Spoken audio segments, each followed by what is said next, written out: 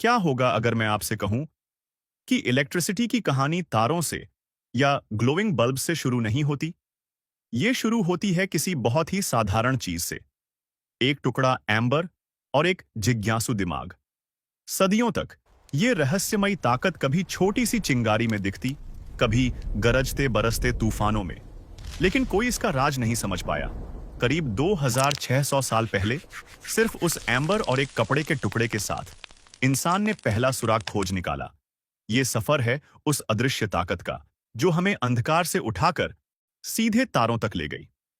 हमारी कहानी शुरू होती है प्राचीन ग्रीस में, लगभग 600 ईसा पूर्व में। एक फिलोसोफर थैलेस ने कुछ अजीब देखा। जब उन्होंने एम्बर को कपड़े से रगड़ा तो उसने छोटे छोटे तिनके अपनी तरफ खींच लिए, जैसे कोई जादू हो। यह था स्टैटिक इलेक्ट्रिसिटी का पहला दर्ज किया गया सबूत। वही ताकत जो गुब्बारा बालों से रगड़ने पर बाल खड़े कर देती है। ग्रीक लोग एम्बर को कहते थे इलेक्ट्रॉन, और इसी एक शब्द से निकला इलेक्ट्रिसिटी। 2000 साल से भी ज्यादा वक्त तक यह बस एक दिलचस्प खेल सा रहा, लेकिन फिलाडेल्फिया की एक तूफानी रात सब बदल गई। साल था 1752। बेंजामिन फ्रैंकलिन एक भीषण आंधी में खड़े थे, हाथ में काइट और उसमें बंधी एक धातु की की।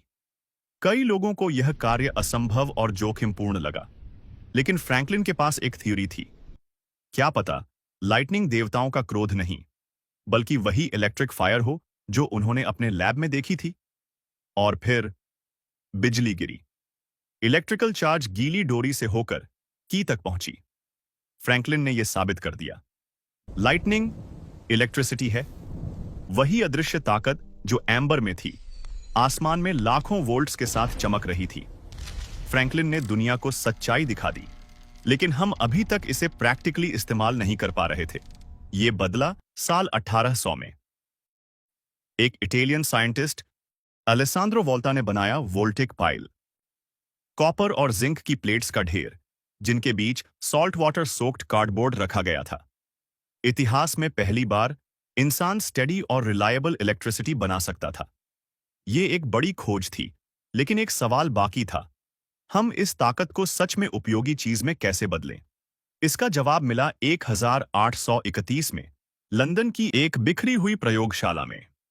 वहां माइकल फैराडे ने वो खोज की जिसने दुनिया बदल दी। उन्होंने एक सिंपल मैग्नेट लिया और उसे कॉपर वायर की कॉइल के अंदर घुमाया। कुछ जादुई हुआ। मूविंग मैग्नेट ने वायर में इलेक्ट्रिसिटी पैदा कर दी। फैराडे ने खोज निकाला इलेक्ट्रोमैग्नेटिक इंडक्शन, वो प्रिंसिपल जो आज भी हर पावर प्लांट में इस्तेमाल होता है। चाहे वो कोल जलाने से उठती स्टीम हो, या हवा में घूमते विशाल ब्लेड्स, या बांधों से बहता पानी, सब एक ही काम करते हैं। मैग्नेट्स को कॉइल्स ऑफ वायर के पास घुमाते हैं ताकि वो पावर पैदा करें जो हमारी दुनिया को रोशन रखती है। 1870 के दशक के अंत तक ब्रिटिश आविष्कारक सर जोसेफ स्वान ने एक कार्यशील इनकैंडेसेंट लैंप विकसित कर लिया था।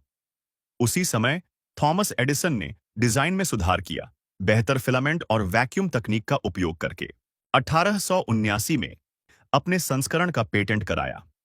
एडिसन के नवाचार ने बिजली के प्रकाश को रोजमर्रा के उपयोग के लिए व्यावहारिक बना दिया। एडिसन ने डायरेक्ट करंट डीसी बिजली का समर्थन किया और उसका डीसी सिस्टम न्यूयॉर्क सिटी के कुछ हिस्सों को रोशन करने में सफल रहा। लेकिन डीसी की एक बड़ी सीमा थी, यह केवल छोटी दूरी तक बिजली पहुंचा सकता था। पूरी सिटी को बिजली देने के लिए हर कुछ ब्लॉक्स पर पावर स्टेशन चाहिए होते, जो महंगा और अप्रभावी था। तभी आते हैं निकोल टेस्ला, एक प्रतिभाशाली सर्बियाई अमेरिकी आविष्कारक जो अल्टरनेटिंग करंट एसी बिजली में विश्वास करते थे।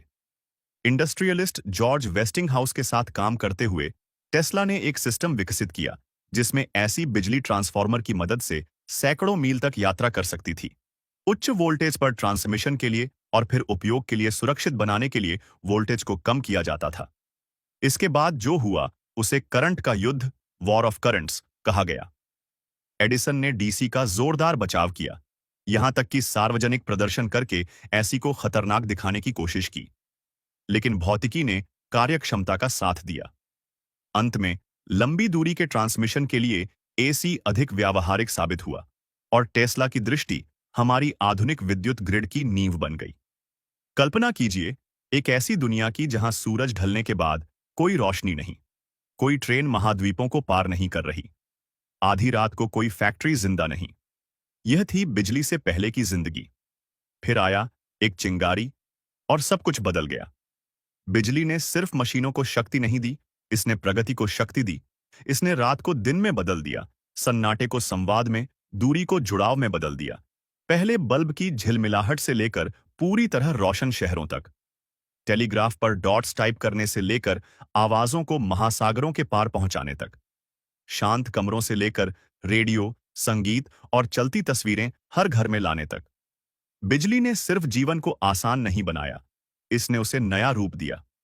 चिकित्सा में इसने हमें एक्स-रे, जीवन रक्षक मशीनें और वहां आशा दी जहां कोई उम्मीद नहीं थी। उद्योग में इसने गति और दक्षता को मुक्त किया, टेक्सटाइल मिलों से लेकर विशाल असेंबली लाइनों तक सबको शक्ति दी। इसने डिजिटल दुनिया का निर्माण किया, सेमीकंडक्टर्स से लेकर कंप्यूटर, इंटरनेट और आपके हाथ में मौजूद डिवाइस तक। और फिर बिजली पृथ्वी से आगे तक पहुंच गई। रॉकेट को इसने लॉन्च नहीं किया, वह काम आग का था, लेकिन हर मिशन के दिमाग को इसने शक्ति दी। हमारे ग्रह की परिक्रमा करते सैटेलाइट्स, स्पेस स्टेशनों पर जीवन सहायक सिस्टम, मंगल पर घूमते रोवर्स और हमारे सौर मंडल के किनारों तक जांच यंत्रों को धकेलते आयन थ्रस्टर्स। आज आधुनिक जीवन की हर धड़कन इस अदृश्य शक्ति पर चलती है। आपका घर, आपका फोन, आपका शहर, सब बिजली की वजह से जिंदा है। यहां तक कि जो कहानी मैं आपको सुना रहा हूं, वह भी इसी की वजह से संभव है। एक अकेले वैज्ञानिक के तांबे के तार को घुमाने से लेकर एक जुड़ी हुई, जगमगाती, जिंदा धरती तक, यह है उस विचार की शक्ति जिसने हमेशा के लिए मानवता को बदल दिया। प्राचीन यूनान में थेल्स द्वारा एम्बर रगड़ने से लेकर टेस्ला के वायरलेस सपनों तक और पूरी दुनिया में फैले ग्रिड तक, इस अदृश्य शक्ति ने हमें एक ऐसी प्रजाति से बदल दिया जो बिजली से डरती थी, एक ऐसी में जिसने इसे नियंत्रित करना सीख लिया। हर बार जब आप लाइट स्विच ऑन करते हैं, आप खुद बिजली को नियंत्रित कर रहे हैं। बिजली की कहानी अभी खत्म नहीं हुई है, यह अब भी लिखी जा रही है और आप इसका हिस्सा हैं। एक दिन हम ऊर्जा के नए रूप खोज सकते हैं, लेकिन इस मौन शक्ति की विरासत को बदलना असंभव होगा।